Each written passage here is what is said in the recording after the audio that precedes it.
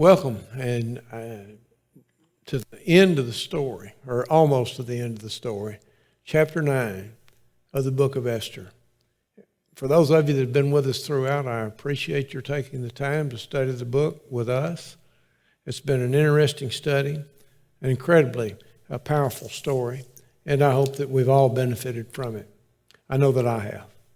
In Esther chapter 9, the day arrived for the fulfillment of the king's decree, the 13th day of the 12th month. The Jews won an astounding victory over their enemies throughout the kingdom and in Susa. And they celebrated their deliverance. And at the direction of Esther, the queen, and Mordecai, the prime minister, the Jews' celebration became a national feast, the Feast of Purim, which it was to be observed from that time forward. This triumph, of course, was seen by them as providential, and obviously it was. God had taken vengeance on their enemies and had given his people victory. As we begin, you see the destruction of the enemies take place in verses 1 through 10. Now in the 12th month, that is the month of Adar, on the 13th day, when the king's command and edict were about to be executed, on the day when the enemies of the Jews hoped to gain mastery over them, it was turned to the contrary, so that the Jews themselves gained mastery over those who hated them. The Jews assembled in their cities throughout all the provinces of King Ahasuerus and laid hands on those who sought their harm. And no one could stand before them, for the dread of them had fallen on all the peoples. Even all the princes of the provinces, the satraps, the governors, and those who were doing the king's business assisted the Jews because of the dread of Mordecai had fallen on them. Indeed, Mordecai was great in the king's house, and his fame spread throughout all the provinces, for the man Mordecai became greater and greater.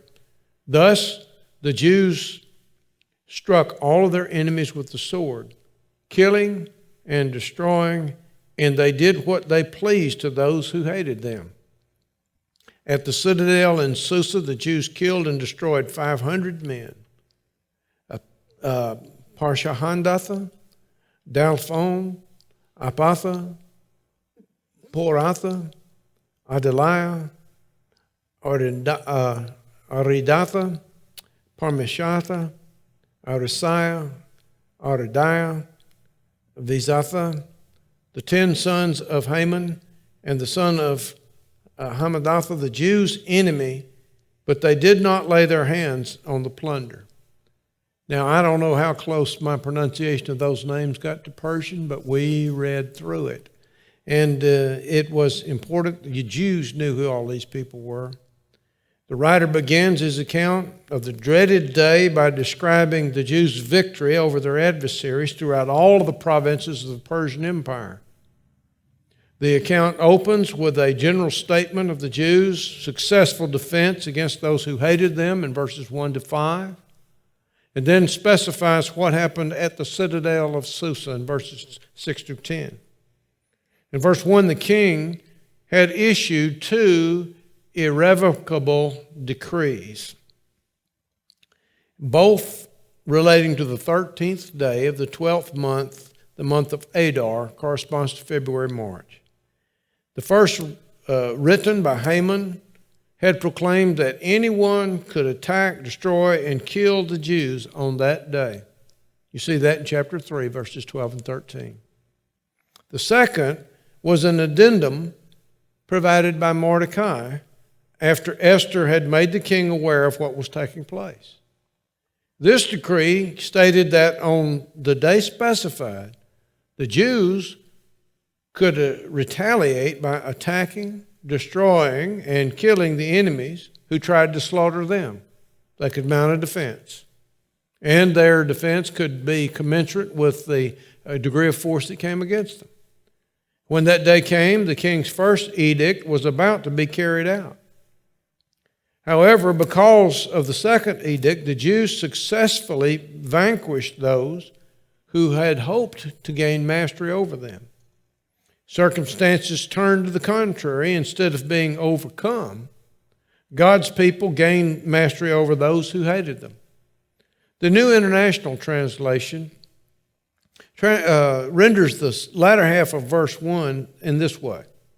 On this day, the enemies of the Jews had hoped to overpower them, but now the tables were turned, and the Jews got the upper hand over those who hated them. In verse 2, the Jews' victory came about when they assembled in all the cities of the Persian Empire. They gathered their troops. They prepared for a military campaign.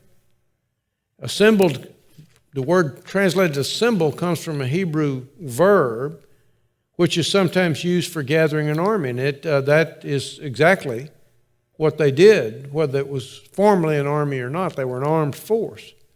And it indicates that the Jews fought together, fought as a unit, tactically, against their enemies. And together they were able to lay hands on those who sought their harm.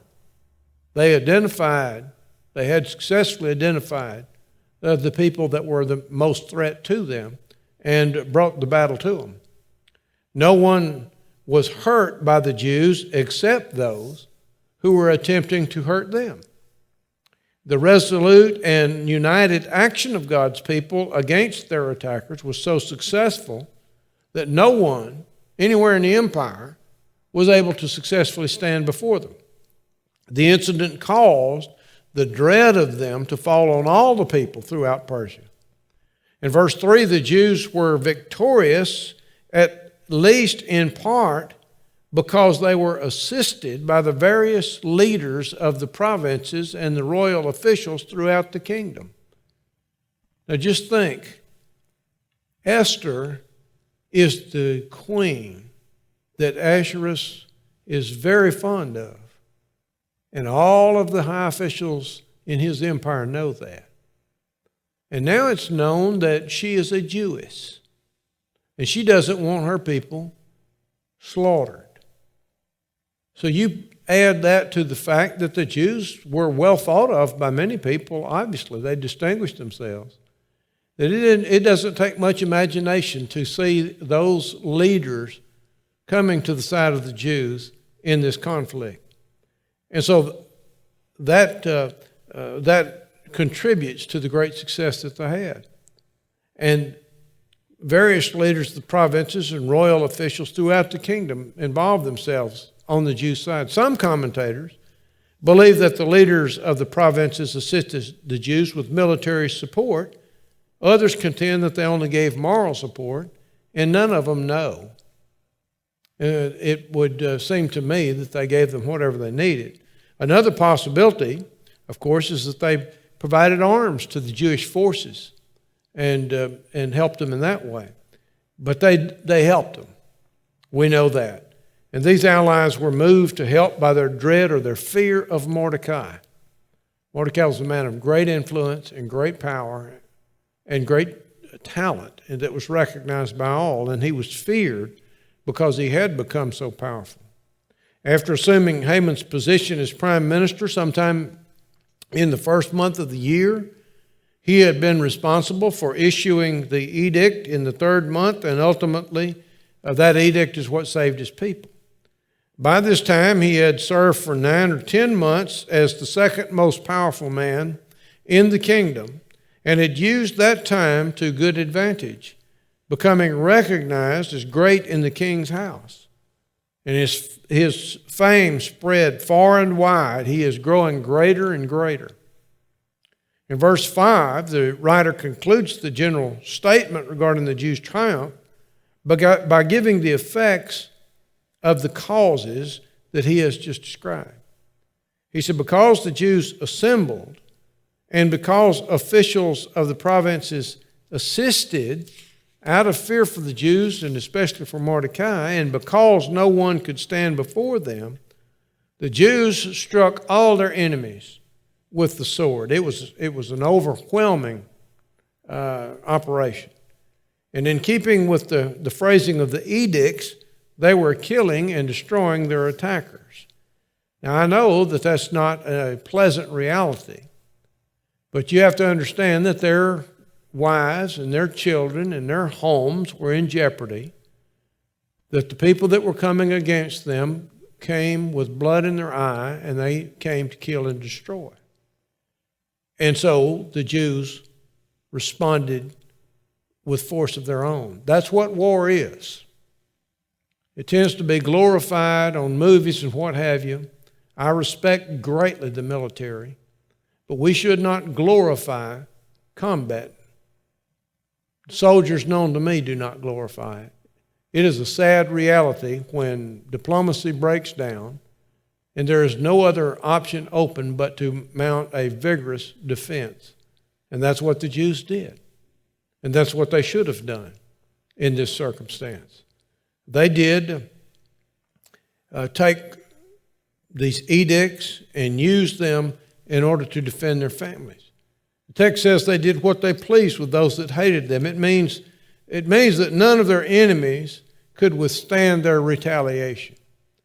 Nobody was able to resist. And they destroyed their enemies at will. They were overwhelming in the operation.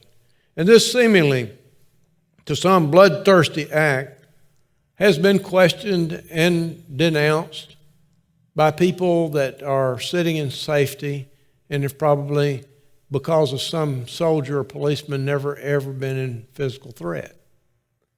But the Jews didn't have that option.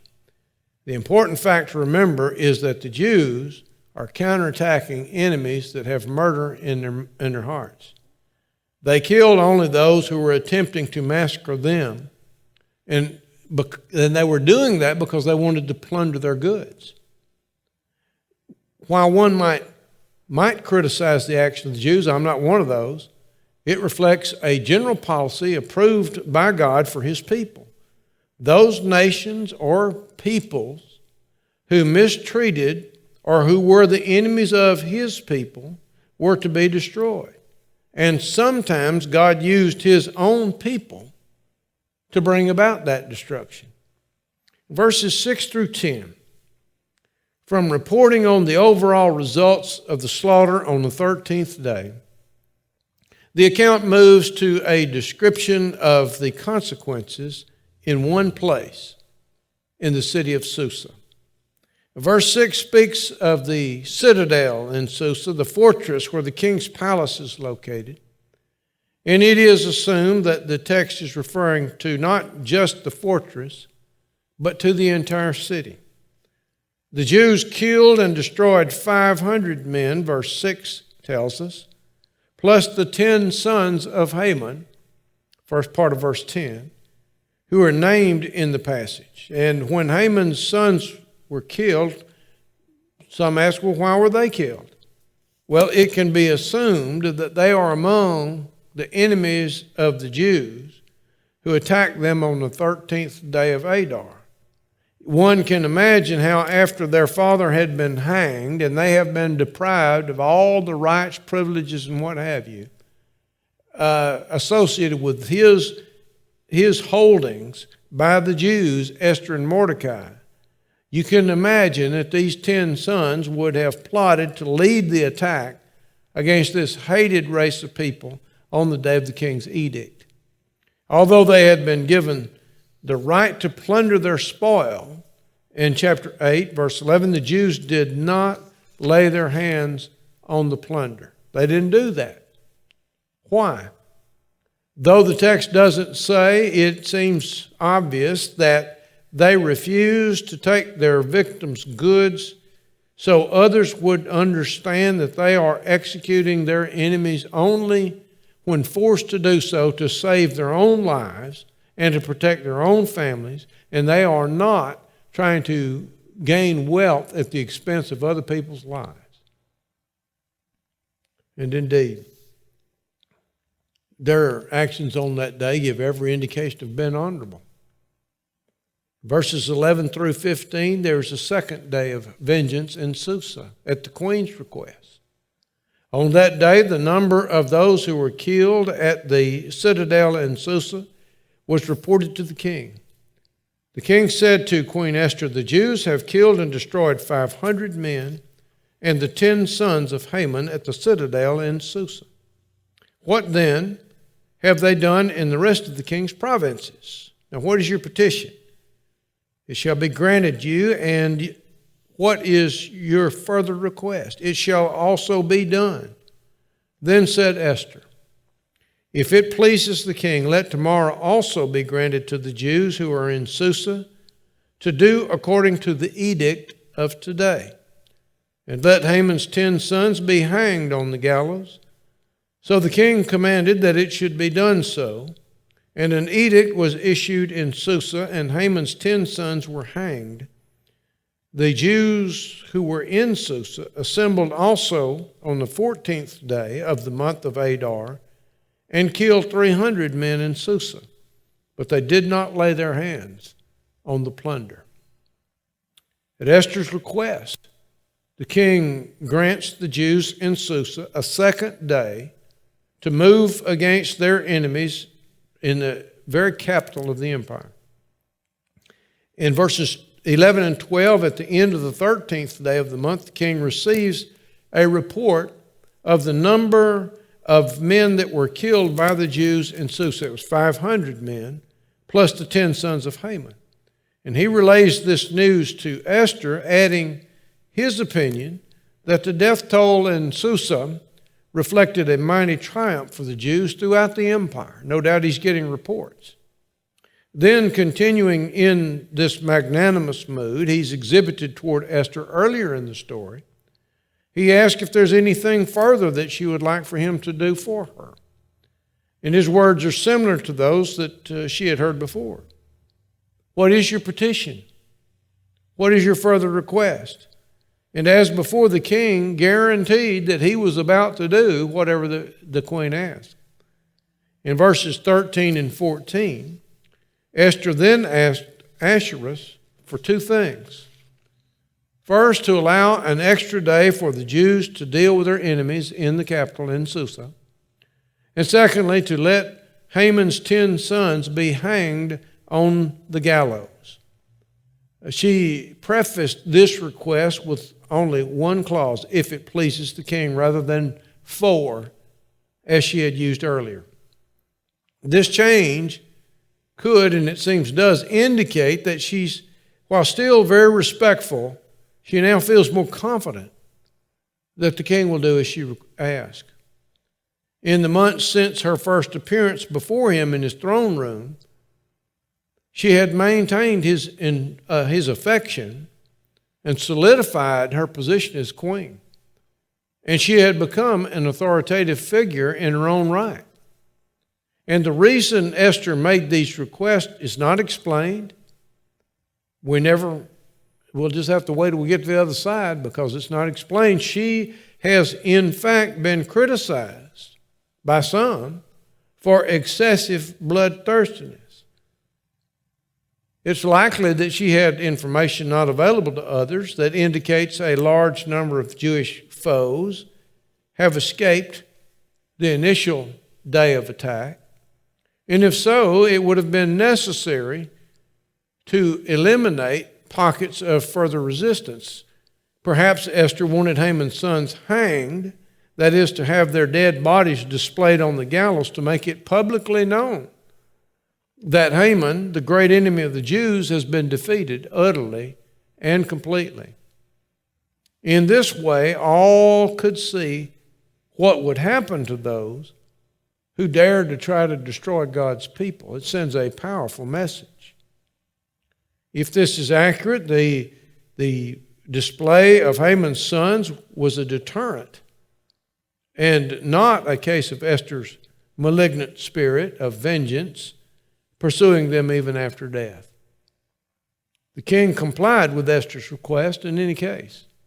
And he issued an additional edict granting the Jews an extra day to destroy their adversaries in Susa, and he gave orders for Haman's 10 sons to be hanged as the queen had requested.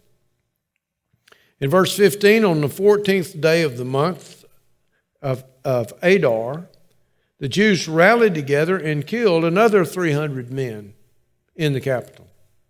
Also, Haman's sons were hanged, that is, their dead bodies were put on public display as objects of contempt and visual aids to teach the masses not to fight against the Jews. As on the previous day, the Jews refrained from plundering the goods of those whose lives they had taken in battle. We come to the Jews' celebration, and in verses 16 through about 17 or 18, I'll read through verse 19. Now the rest of the Jews who were in the king's provinces assembled to defend their lives and rid themselves of their enemies and kill 75,000 of those who hated them, but they did not lay their hands on plunder. This was done on the 13th day of the month Adar, and on the 14th day that they rested and made it a day of feasting and rejoicing. But the Jews who were in Susa assembled on the 13th and 14th of the same month, and they rested on the 15th day and made it a day of feasting and rejoicing. Therefore, the Jews of the rural areas who live in the rural towns make the 14th day of the month Adar a holiday for rejoicing and feasting and sending portions of food to one another. Following the slaughter of their enemies, they celebrate a great victory. Verse 16, to explain the difference between the celebration of the Jews in Susa and the rest of the Jews, the writer summarizes what happens and when in the rest of the empire these things occur. While the Jews in Susa had killed 800 enemies, those in the other provinces had killed 75,000.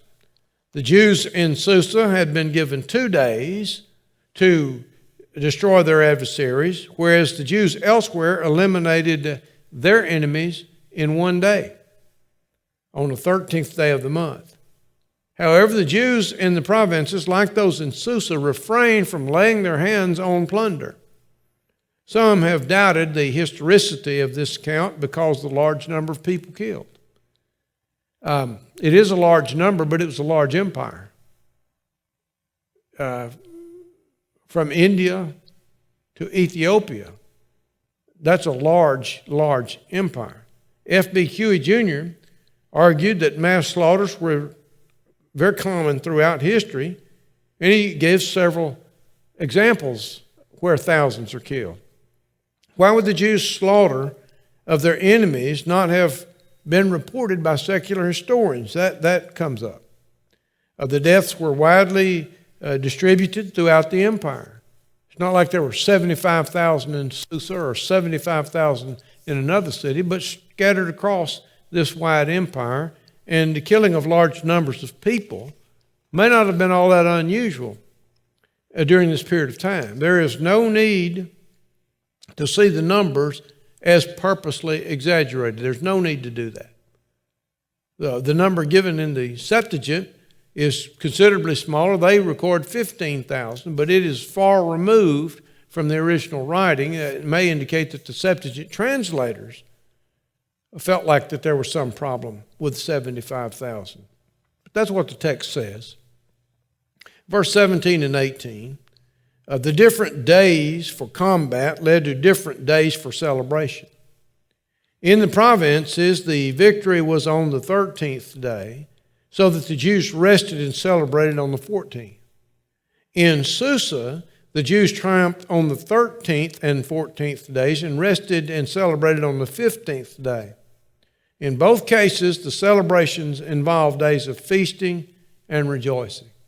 In the interest of time, we're going to drive a peg down right there and invite you back next time when we will complete this chapter and the short chapter 10 that will tell us about the great work of Mordecai.